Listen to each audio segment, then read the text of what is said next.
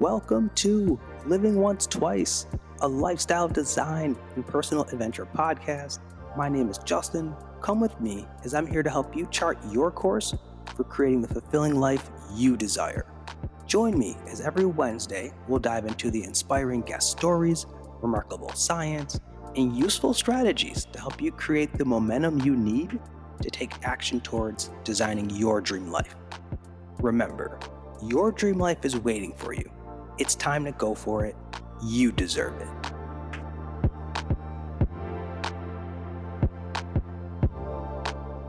Greetings all and welcome to Living Once Twice. Thank you for tuning in to today's episode. I'm very excited to bring on today's guest, Monique Muscles Ward. Monique is an entrepreneur, fitness coach, and founder of Motivated Fitness, which is a platform established to provide people in their health journeys the support, inspiration, and the tools that they need to get fit and maintain a healthy lifestyle. Mo, welcome to the show. How are you doing? All is well. How are you, Justin? I am great on this side of the screen, Mo. I appreciate you being here. And before we dive into your story and the great insight that you have to share with our listeners, I got to give the people some context. Monique and I are part of our Fit Fam, which is this beautiful collective of human beings brought together through our shared love of health, wellness, all of the interaction that we've had in those spaces. And while it has been ages since those summers doing bleachers, here we are in 2021, Mo. So I'm just appreciative of you and this conversation that we're going to have today. Yeah, thank you for having me, Justin.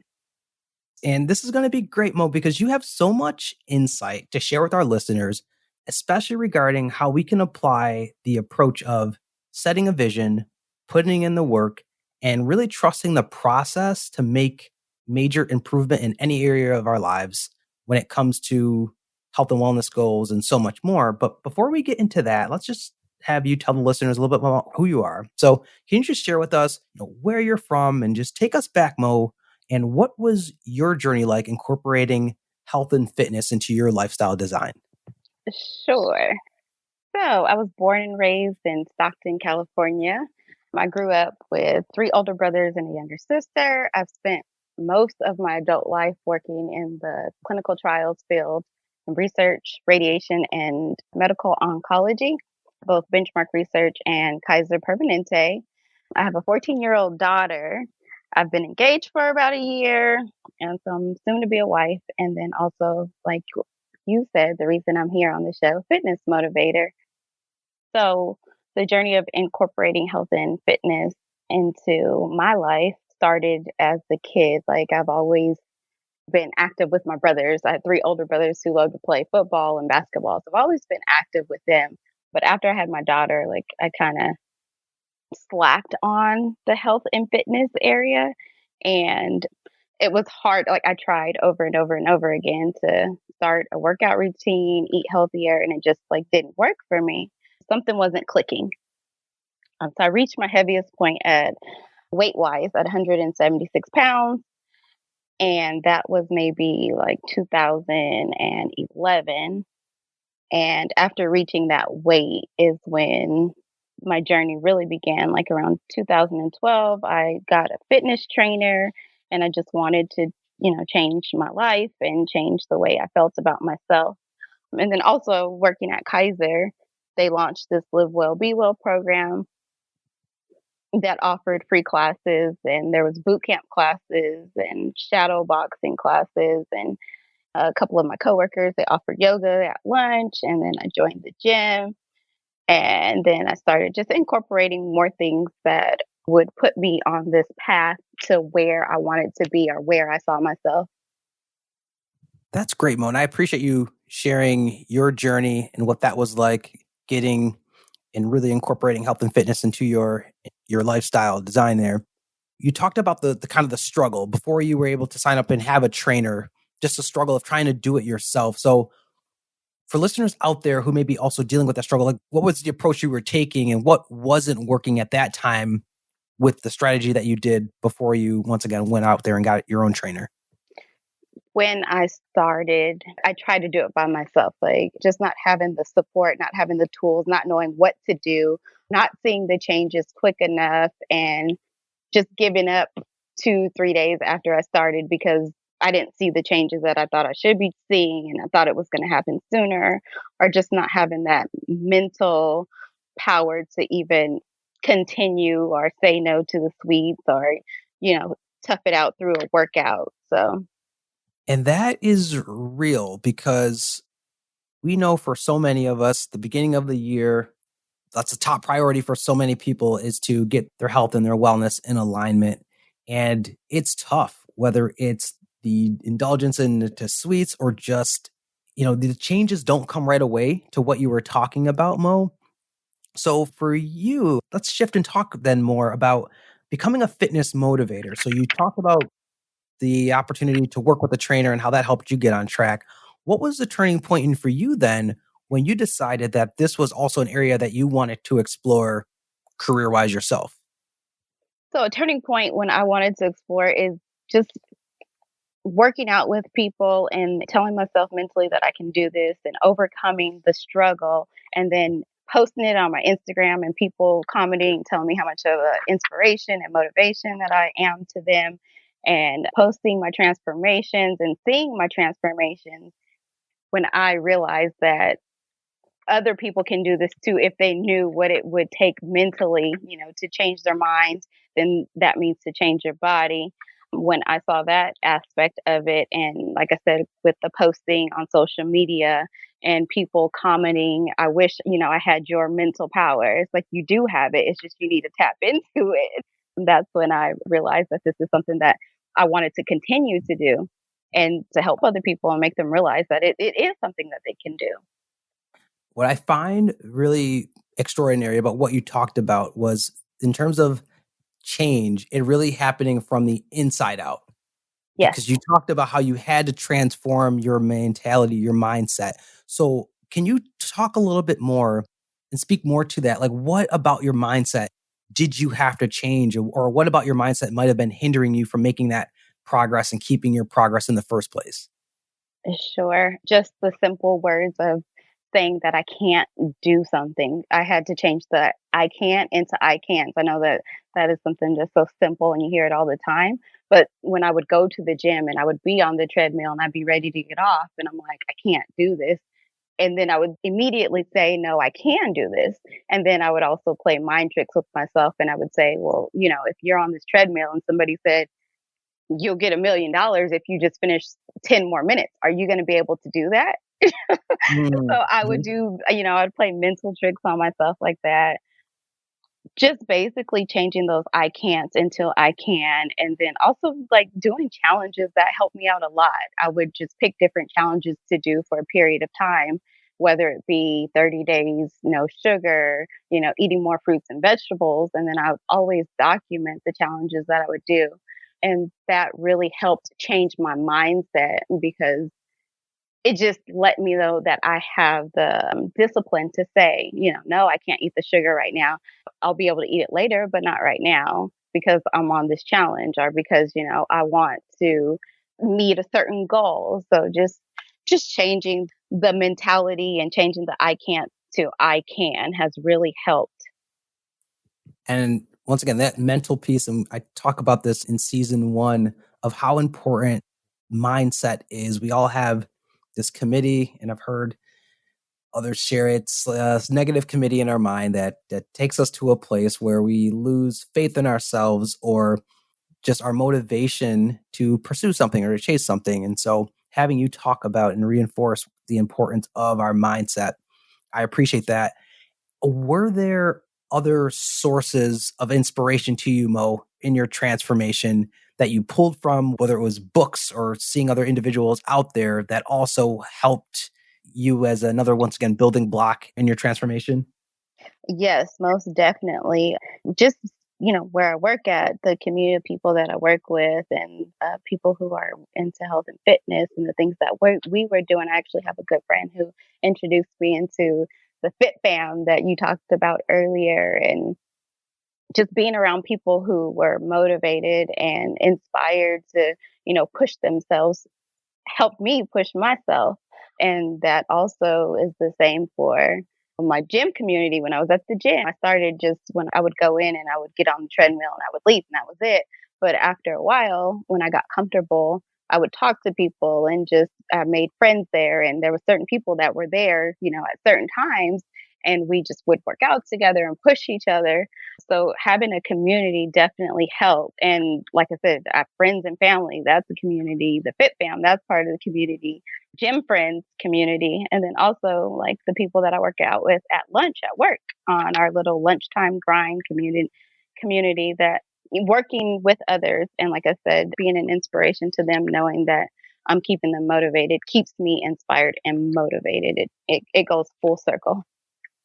And Mo, I would have to think, as you talk about the importance of community in your journey, the pandemic has had to have put a huge dent in that and had a huge impact on it. So, what has it been like for you of losing the sense of physical community, and how have you been able to overcome that or still find and maintain that while we're all working out from home?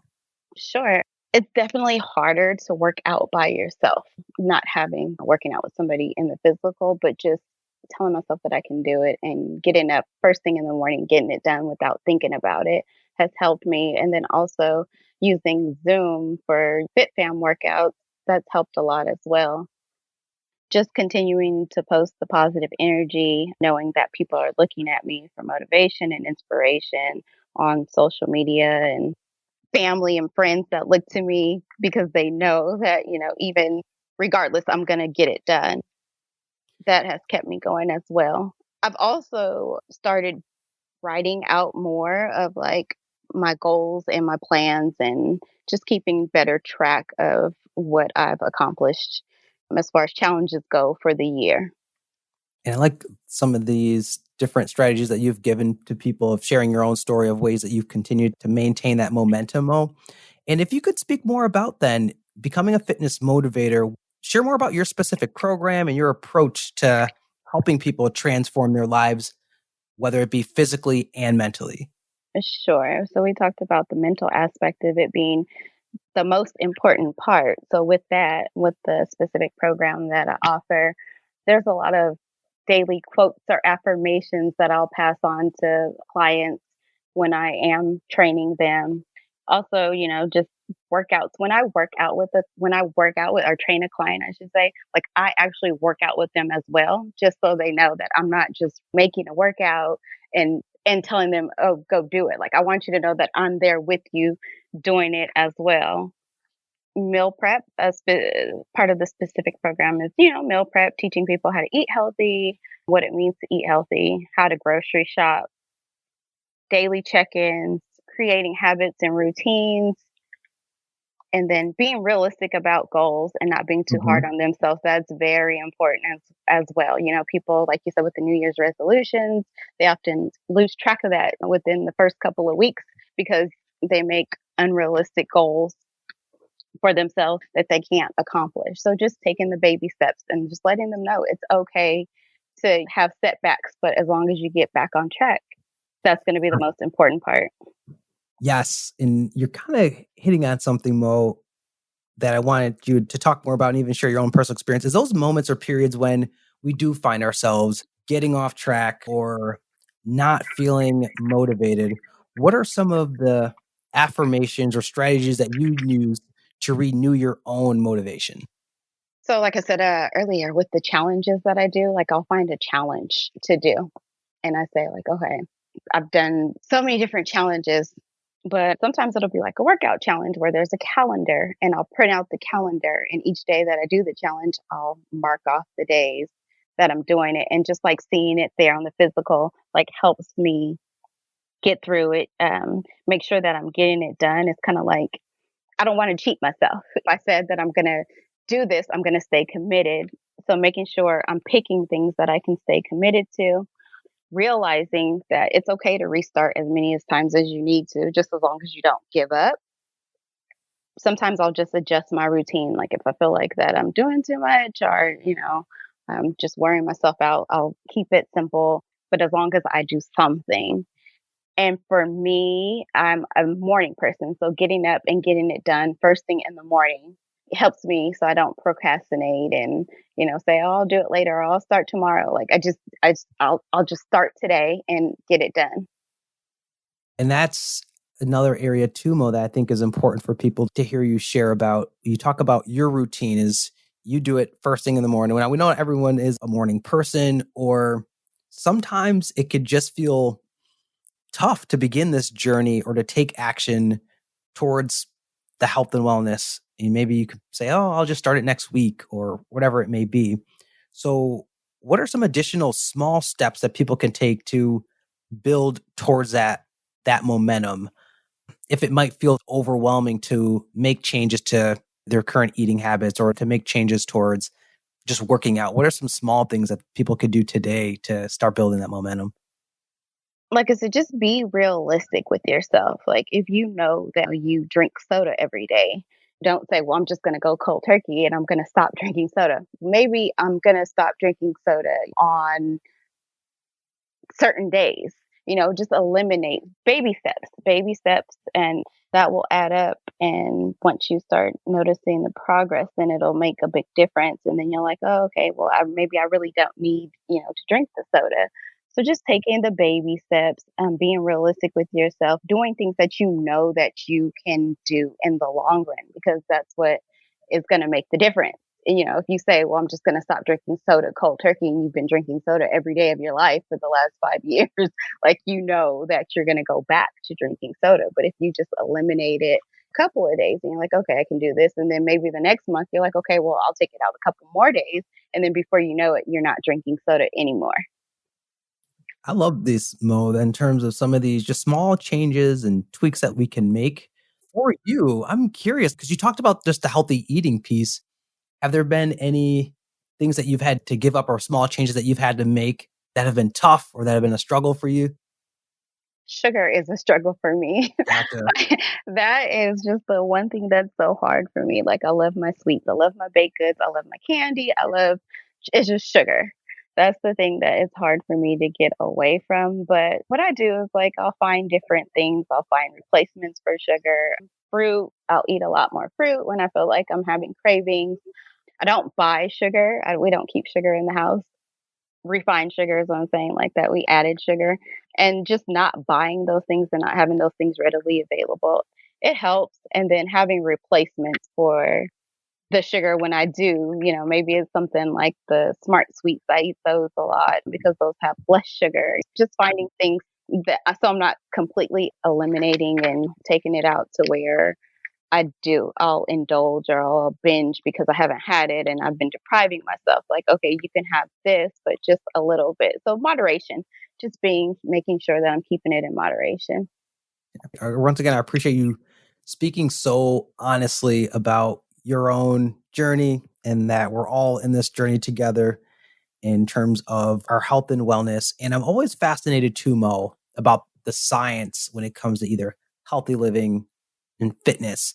And we had TJ Sykes on earlier this season who talked about being a vegan, and he's expanded my mind of how much food and food product sometimes they get just stuck in our gut and things of that nature. So I'm very curious too for you as you've gone into this journey and designing your life around health and fitness from a science perspective, has there been any learnings that you've discovered that have really stuck out to you that have been impactful in the way that you think about food or the way that you talked about the importance of less sugar, drinking more water? But has there been any science regarding healthy living that has had a positive impact on how you view food or even that you shared with the clients and the people that you've worked with? Yeah, sure. Just the simple calorie intake. And when it comes to losing weight, people think that, well, I have to eat this much and I have to do this and I got to do this. And they, most of the time, overcomplicate it when it's just basic, your calorie intake to your calorie output, your energy output. So it's just super basic when it comes to losing weight. The amount of calories you take in needs to be less than the amount of energy that you are putting out there to burn the calories in order for weight loss to happen. Is that caloric deficit? Is that what it's described as? Exactly, Okay. exactly. And it's just that simple. People say, well, why am I not losing weight? I'm eating healthy, but it's just like, okay, you're eating healthy, but how many calories are you intaking? You might be eating way too many calories, even though you are eating healthy and you're not doing enough movement. Hmm. So just keeping it simple when it comes to that, that has that's helped me, and I know it's also helped clients as well. And then also just not eating the process. Just because something says that it's fat free doesn't mean that it's Mm. necessarily healthy. I mean, looking at the ingredients, I usually tend to stick to foods with 5 ingredients or less if I'm eating something that's in a package. So just staying away from the processed, frozen foods or dinners that say, oh, this is fat free or this is only so much calories. Yeah, it's fat free and it's only so much calories. But what about all the chemicals that are, in these ingredients? Like, what are these chemicals that you're eating? Because those also have an effect on the body. And Mo, I appreciate you just taking it there with the science. It makes it so important for folks out there to do their research. You talked about some of the things that we see on these labels, fat free and things like that, that if we really don't do our research and have an understanding of actually what that means or what's in this, none of us really have an idea of what we are putting into our bodies and the impact that long term it could be having on us. Exactly. So, for our next segment, Mo, this is our Each One Teach One section in which we're going to have some rapid fire questions for you. And you just share what resonates and what comes to mind with each question I ask. How does that sound? That sounds good. All right, Let's Mo. do it. All right. I appreciate you being game for it. So, first question I have for you is if your younger 20-year-old self met you today, what would she be most proud of? What would she be most proud of? Putting myself out there, and whether that be social media, leading workout classes, training people, just putting myself out there because growing up, I was definitely that very shy girl that didn't want to talk in class, that didn't want to do anything wrong. So just simply putting myself out there, I think I would be very proud of that. Interesting. Let's talk a little bit about that for a second, Mo, because once again, the work that you do, your post, everything is that you do is so inspirational. So, do you still have those moments, or that 20-year-old you still in your head? Most Uh, definitely. When it comes to just looking at myself in the mirror, sometimes I've lost a lot of weight since then, but sometimes I still see that and I have to remind myself, like, you're not that person anymore. Being shy and, not wanting to put myself out there because of what other people think. I definitely go through my moments. And instead of like not doing it this time, like I forced myself, like, no, that person that you were, that's not you anymore. Just do it. Just do it. Like Nike said, you just do it.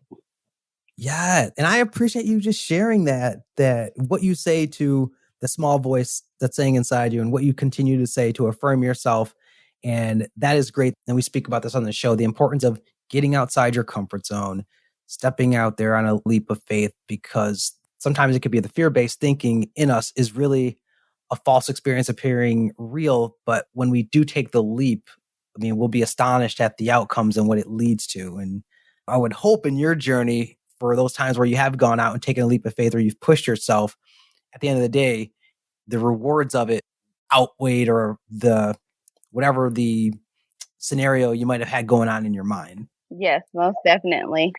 And that definitely reminds me like it's okay to fail because you worry about things and you think about things and you use the energy thinking about or coming up with all these scenarios and then something totally different happens and it's just like wait a minute, I just wasted all that time and the outcome is not what I thought it was going to be. So it's just like just realizing that everything's going to be okay at the end of the day. Everything's going to be okay.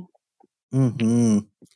And Mo, the quote that you've shared that really sticks out to me too is that you talk about the act of getting stronger doesn't start at the gym, it starts with your head. So what I'm curious about in this next question is what's a book out there that has been really impactful on you in building your mindset? Sure. A book for me is going to be The Four Agreements by Don Miguel Ruiz. And in that book, he talks about code of conduct of living your best life. And what that means, the four agreements: be impeccable with your word, don't take anything personally, don't make any assumptions, and always do your best.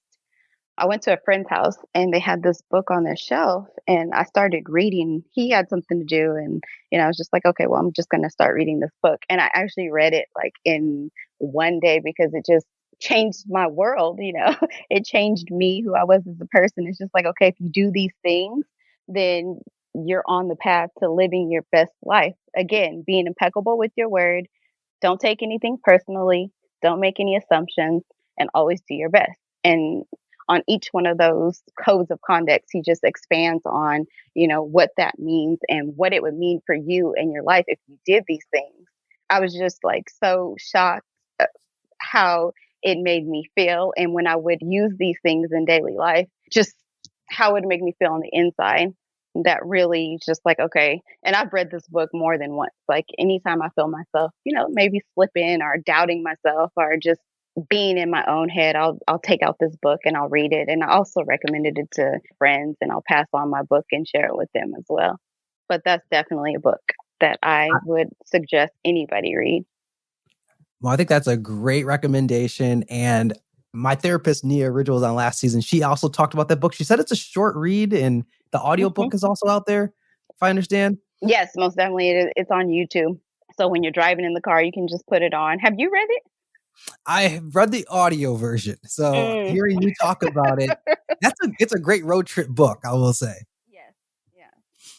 So, and I could clearly tell that you have that book resonates with you because you're just reading off those 4 agreements like it was nothing. So I appreciate you sharing that recommendation with folks. That Yes, was of great. course, of course, I wrote them down before, but yes. Yeah. So that is definitely one of the books that I would suggest everybody read. Like you said, short read, audiobook, put it on when you're driving in the car, but it will definitely help you, get through some of those times where you maybe you're not feeling like yourself or maybe you just need some advice. You just need to if you need to be put on a path of living your best life, I would recommend this book. Thank you for that once again, Mhm. Mo. Now, Mo, in terms of schooling, so let's talk about all your years of schooling. What is one thing that you did not learn about the real world that you believe needs to be taught? That health is wealth. That's the one thing that I wish that school would have expanded on a little more, just as far as the way that we should eat and how much exercise we should get and how to read the back of a package and all these chemicals that they're putting into the food. I wish that, yeah, most definitely that would have been something that they would have focused more on. And then also just dealing with people in general when it comes to people not being motivated or being an inspiration or, just dealing with people in general. I wish there was just more time spent on how to deal with people's attitudes or how that affects your attitude, Mm. just things like that. And this what makes me curious then to your answer for this next question is if you had all the resources in the world, so time, people power, money, etc., what would be your passion project? Like what would you bring to life in the world? Making that health as well just more readily available to people, teaching them how to read these packages, whether it be a gym with a nutritional class incorporated inside the gym, just a place where somebody could go and get all the resources they need to live a healthy lifestyle without like having to go through all the misconceptions and learn everything, recreate the wheel, like maybe something that I've already been through, just teaching, just being able to teach everybody that it's not as hard as the people say that it is. Mhm. Now, that's really great advice. And Mo, I honestly feel like in route you are creating that with the platform that you've established and the way that you're supporting people in their journeys and putting this out there. I mean, once again, I feel like you're doing your part to put the world in order for so many of us, and much gratitude for you there. And then the last question, Mo, for you is this: in this season of your journey, who or what are you focused on becoming? I'm always focused on becoming a better me. Every single day I wake up and that's a goal for me. Whether it be okay, today I'm gonna drink more water, today, I'm gonna do one more rep. Just being a better me than I was yesterday. I feel like I'm always a work in progress. And maybe that means reading more books. Maybe that means, expanding my knowledge in this health and fitness world because everything is always changing. just being a better me. I second that. That's something we all need to do. Striving Yes. each day to be 1% better than we were the next day, Mo. So Mm, that's great advice yeah. there to leave folks with. So lastly, can you just share what's next for you and where people can go, Mo, to find out more about you and to learn more? So right now, as we speak, I am currently in the process of remodeling a home gym and making it a recording area to where I'm going to be recording more of my workouts and putting them on YouTube. I actually set a goal to record workouts and put them on my Instagram for the month of February. And when I started, I was like, okay, I'm going to do maybe 2 days, 2 days out the week would be good. But then I ended up doing 5 days out the week and recording workouts and I did a workout with me, follow along with me kind of type thing where I posted the workout and then I showed people how to do the exercise. So just continuing to create that content for my social media sites and putting myself more out there, building on the Motivated Fitness brand. Instagram, you can find me at thatchocolatefitchick, and on YouTube, thatchocolatefitluxchick, and then also on Instagram, the Motivated Fitness. So that's Mo_Tivated Fitness. And I'm sure you'll have all those links as well, right? I got you covered, Mo. Don't you worry about a thing. You know I got you on this. Yes. But Mo, once again, I appreciate you just taking the time to not only share your insight with our listeners, but more importantly, to share your journey. Once again, for those of you, I encourage you, if you're not already, get connected, check out Mo so you can learn more about her story because she's lived it. And as she said earlier on, it's a lot of this journey of fitness and our health and our wellness, it's really done from the inside out. It starts with our mindset, and that's the first approach to really anything and creating any kind of change. And Mo will hit you with so much insight and motivation to help you in the process of changing your mind so that you can become and be consistent with your health and wellness goals as you look towards designing that and incorporating that into your lifestyle and achieving that vision that you set for yourself and just remembering to trust the process. It's not going to happen overnight. Nothing happens overnight when you're making major improvements, but with the insight and the inspiration that Mo shares, it will help you to continue that daily grind and progress of those goals. And I just appreciate you, Mo, for taking the time to once again share your insights, share more about who you are. And I'm just glad you're a part of my community out here as well. Thank you so much, Justin, for having me. And like you said, you change your mind, change your body, change your life. And that's what it is. And it's a process that definitely is not going to happen overnight. Takes time, takes a lot of effort, takes a lot of discipline. But you first have to change your mind about how you feel about creating that healthy lifestyle for yourself and becoming that person that you want to be because it's definitely possible. Well said. And we'll leave it like that, folks. So that is it for today's show. I would like to thank you all for your presence and tuning in today. If you enjoyed this episode, please show your support by sharing the Living Once Twice podcast on Instagram, LinkedIn, or wherever, leaving us a review on iTunes, reaching out to you all through the time and the space that separates us to say, remember, your dream life is waiting for you. Go for it. You deserve it. Catch you later on Living Once Twice.